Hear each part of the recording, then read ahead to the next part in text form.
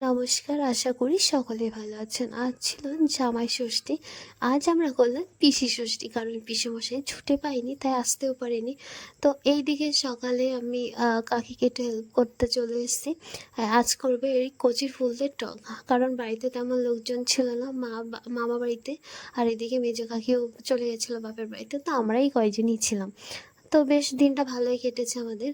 তো এইদিকে দেখো কচুর ফুলটা ছাড়াতে কিন্তু বেশ ভালো লাগছিল, আর আমি ছাড়িয়েও নিচ্ছিলাম যেভাবে আমাকে দেখানো হয়েছিল। তো এই দেখে আমি রিং রিং আকারে এই যে কেটে নিয়েছি। আর এই যে আমাদের রান্না হয়ে গেছে টকটা। আর এক হয়েছিল সকালে খাওয়া দাওয়াতে, আর এই যে বাটা মাছের ঝাল। তো এটা দিয়ে আমরা সকালে খাওয়া দাওয়া করবো, পিসির জন্য ওয়েট করছিলাম। তখনও পিসি পৌঁছায়নি, আর রান্নাটা দুর্দান্ত হয়েছিল খেতে। আর এই মহারানী তো খেয়ে দিয়ে বসে আছেন।